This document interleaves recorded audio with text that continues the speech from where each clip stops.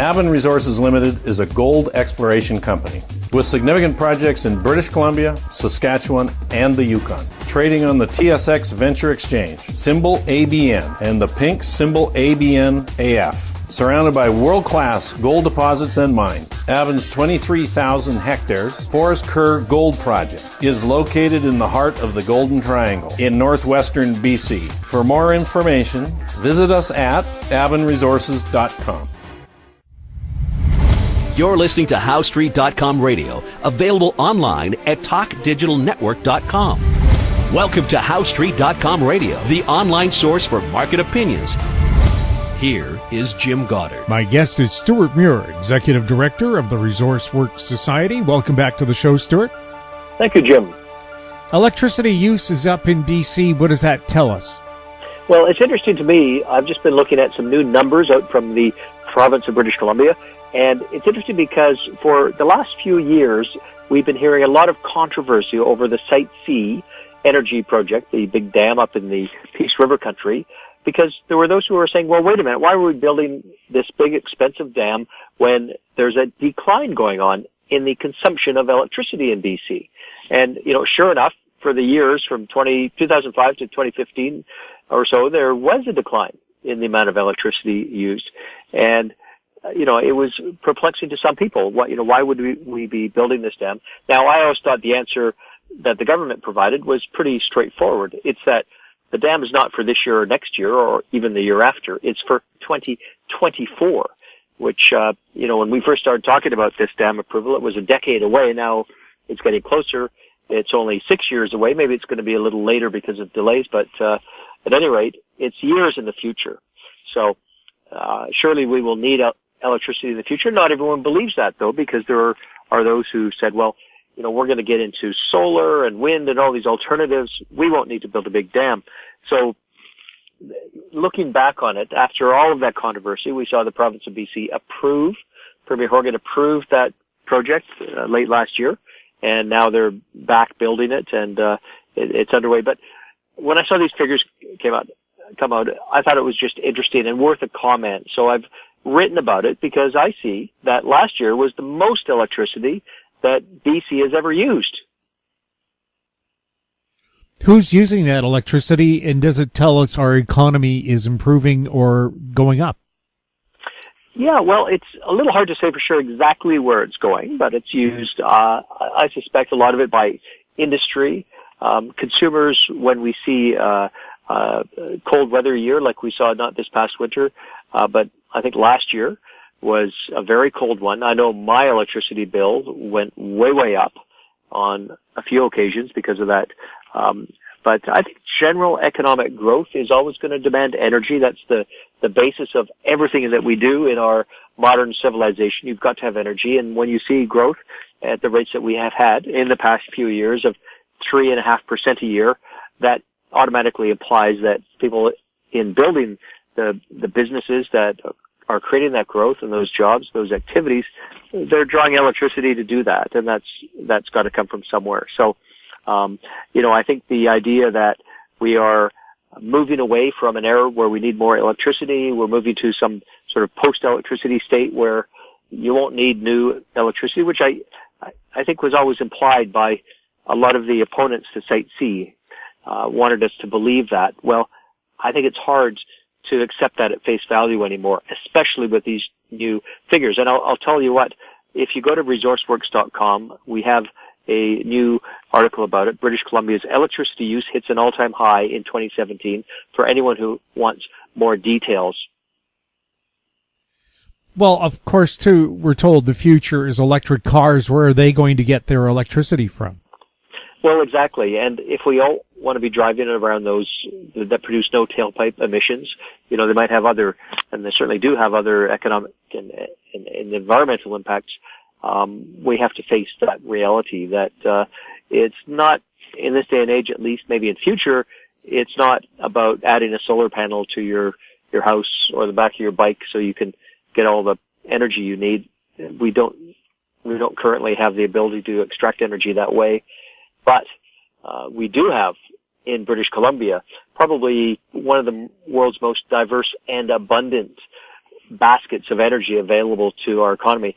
And the bonus in that is that it's almost all what you would consider to be clean energy. It's a very, positive picture for what BC can build its future economy on. The fact that we've got so much hydro, we have so much natural gas, we have already quite a bit of wind, and we have interest in so many other sources of electricity, of primary energy.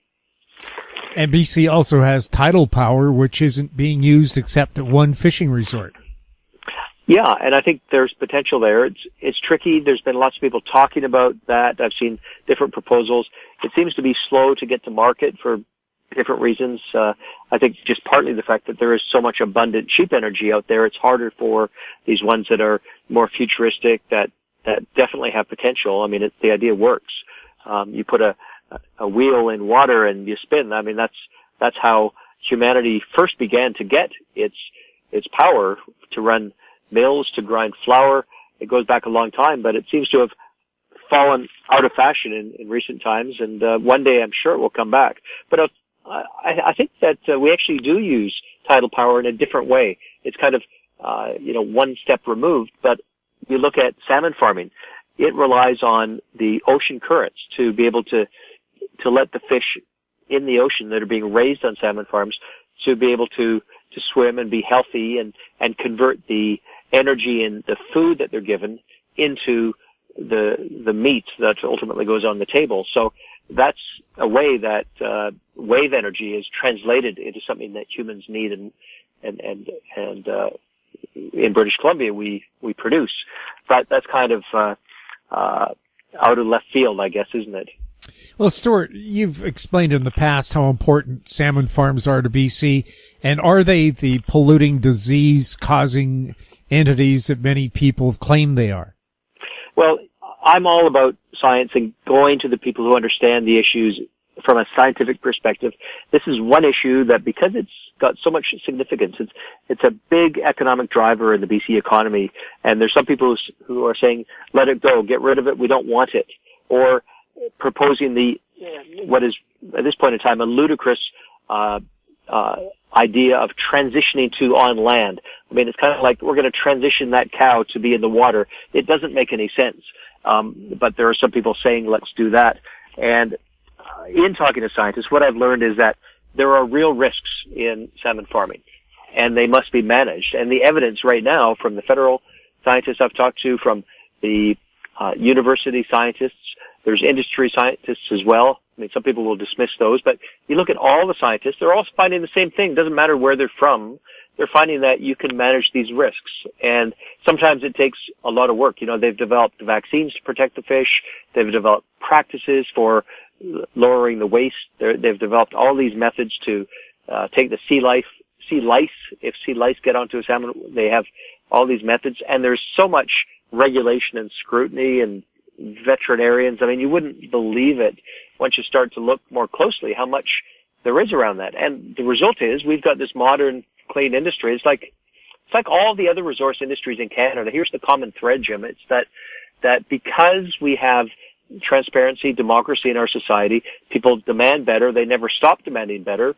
Things always have to improve.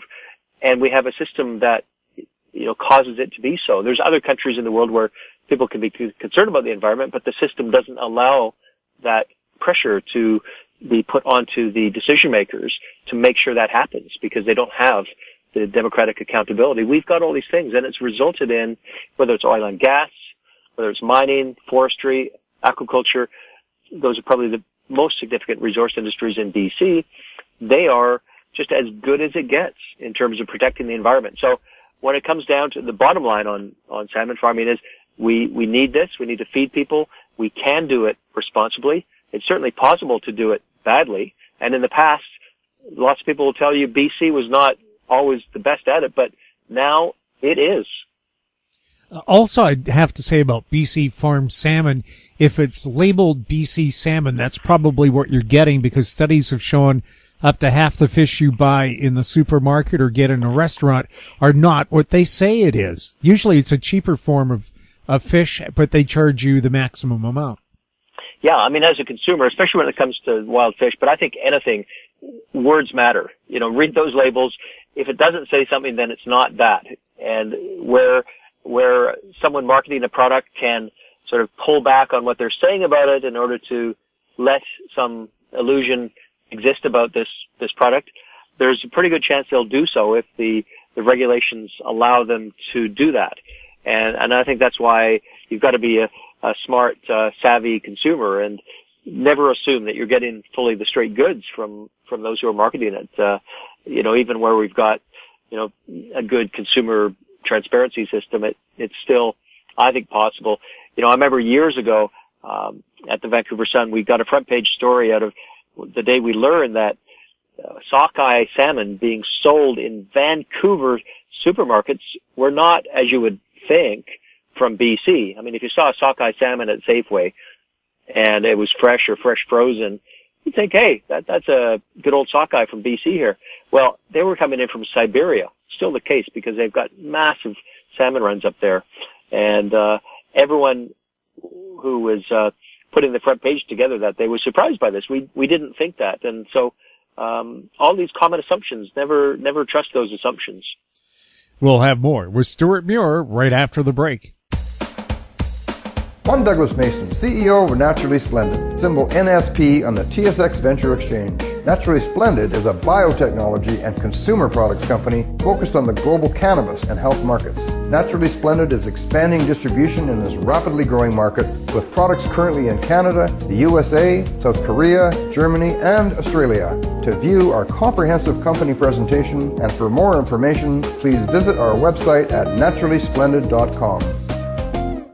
MGX Minerals is revolutionizing the new energy economy with patented lithium extraction technology, replacing traditional solar evaporation using low-cost, low-energy nanofiltration. The first system of this paradigm shift technology is currently being commissioned. MGX Minerals trades on the CSE, symbol XMG, the OTCQB, symbol MGXMF, and Frankfurt, symbol 1MG. For more information, visit our website, mgxminerals.com. Welcome back. We're speaking with Stewart Muir. Stewart, how important is resource development to BC's overall economy? Well, two words, very important. And I know there is an assumption that you often hear from different people that resources are becoming less important in the BC and the Canadian economy. And this is because the economy is becoming more diversified. It's because people are moving to cities. It's because we're more efficient. Those are things that are commonly assumed. But I have to tell you, when you look for the supporting evidence for that, it's actually not there. In fact, the opposite is true. What I see is that the natural resource economy, jobs, communities depend on resources, all that, they're actually growing in importance. And you think about it. I mean, are people consuming less? All the goods, the foods that they consume, they all have to come from somewhere. It has to be grown. It has to be drilled or dug up. We don't have another way to get things. And printing them out on a 3D printer doesn't count. You can't eat that. So, in BC, 70% of our exports are from natural resources, from mining, forestry, energy, and aquaculture. And that's the latest figures for 2017 that I've just been looking at this week. And once again, if you go to resourceworks.com, we've published a mini report this week on this. And I was able to show that with our BC Natural Resources Index, which we track certain values over time, we show that the dollar value of resource exports per resident of British Columbia was an all-time high in 2017 over the 10 years that we have data for. $6,727 per resident is the export value created by natural resources in BC, which is a lot of money. Do you feel the Green Party is the anti-job party because it really does not seem to support resource development of anything? Yeah, I mean, I often think, well, I guess their heart's in the right place because they stand up for the environment. But, the more I think about that statement, I'm not even sure that you can say that because it's almost a deliberate movement to remove jobs and remove the ability of a breadwinner to feed their family, to pay the rent, and have the stability of a job doing something that we know is environmentally sound. You know, when a mine goes in with surgical precision, the mineral body that they are seeking to exploit and produce and bring to the surface is something we have knowledge of through modern technology. We know exactly where that is. We know where the risks are. We know how to manage the water. We have so much expertise on this that since we need to have these minerals and metals to conduct our lives, whether it's anything you're holding right now, if anyone's holding onto their smartphone right now, it's got probably anywhere between 35 and 65 different mineral elements in it. I've heard a range of estimates. I'm no expert myself in it, but it's at least 35 minerals. Well, those all have to come from somewhere. And if you're replacing your phone every year or breaking it, losing it, getting a new one, well, where does that phone and its ingredients come from? There has to be more mining to get that. So, I mean, it's just, common sense that we need this. So therefore we have to find the best way to do it. And I think when I hear in Whistler last week, I heard the Green Party leader tell the assembled mayors and councillors from all around the province at the Union of British Columbia Municipalities Convention that he would rather than have an LNG, a liquefied natural gas plant in the town of Kitimat, and there's a $40 billion, that's $40 billion proposal by LNG Canada, a consortium that includes Shell and Mitsubishi and some other world-class companies. Rather than have that, he would like to put in a Tesla gigafactory. Well, the leader of that company was last seen smoking weed on the internet, and his company seems to be not one that investors are confident in. It has a criminal investigation headed for it. That's our future, making batteries in Kitimat. Gosh, I hope jobs like that in manufacturing do come to BC. We all do. I recently toured in Terrace. The municipality of Terrace has got this business park, industry park, where they have a beautiful concept for manufacturing because they are so close to the port of Prince Rupert. They're on the CN rail line, the main line. You can have a box in Chicago in a couple of days. It's so efficient. You've got air access as well. Like, it's a fantastic spot. But right now it's mainly potential. What we have to deal with is the reality that we have of the moment. And so when you have these nothing short of harebrained proposals, it's, I think, leaving people puzzled because of, the mayors and councillors I spoke to who were at that speech. I don't think they really appreciated being told that because they're no fools. They know that that's not how it's going to happen tomorrow, next week, next year, that suddenly Elon Musk will ride in on a Segway and build a factory for them. Not going to happen. Let's deal with what's real and tangible. We'll have more with Stewart Muir right after this. I'm Brian Fowler, president of Blind Creek Resources Limited, listed on the TSX Venture Exchange, ticker symbol BCK. Blind Creek is focused in the Yukon, Northwest Territories, and British Columbia. The company's key property is the Blend Project, one of the largest undeveloped lead-zinc-silver deposits in Western Canada, plus plans to advance the recently acquired, fully permitted historic engineered gold mine in the Atlan District of Northwestern BC. Check us out at blindcreekresources.com. Don't miss out. Stay informed. Receive the HowStreet.com weekly recap with thought-provoking podcasts, radio, and articles delivered to your inbox. Sign up for the HowStreet.com weekly recap on our homepage at HowStreet.com. Welcome back. We're speaking with Stewart Muir. Stewart, we know British Columbia is awash in natural gas, but perhaps we have a new energy resource that can be exploited. That's right, because this week there's a report out from Geoscience BC. That's an independent agency that has the job of looking at the potential of development in geoscience areas. A lot of that is oil and gas in the Northeast. They're also involved in mining, and they're concerned with safety and exploring the mineral potential of different deposits. Anyways, they've been working hard looking at the potential of high-value light and medium oil at almost 30 different locations around northeastern BC. Of course, that's the shale, the Montney Shale, where we have those liquids in our oil and gas deposits. Now, this is called unconventional oil, not because it's got a different personality, but because it's extracted from the earth using what they call unconventional methods, as opposed to conventional, where you just drill a hole and it sort of comes out on its own without too much work. With unconventional, that's where you have fracking and horizontal drilling and some of this amazing technology that's been developed, much of it in Canada, to get into the deep, deep layers. I'm talking 5 kilometers down. That, if you walked from, say, the Lost Lagoon fountains all the way to BC Place, and then kept going. I mean, it's a long ways down to get to this stuff, and it takes an amazing amount of technology. So they've been studying this for a few years, and they've come up with, out of the 27 locations they looked at, they rejected a few of them, not quite there. A couple of them had high potential.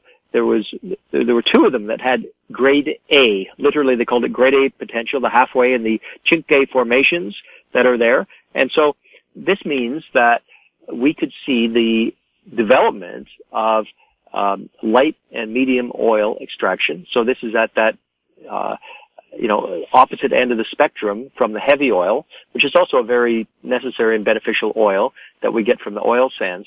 And it has different market uses. Right now, there's actually a lot of distillate or condensate that comes from our BC resources.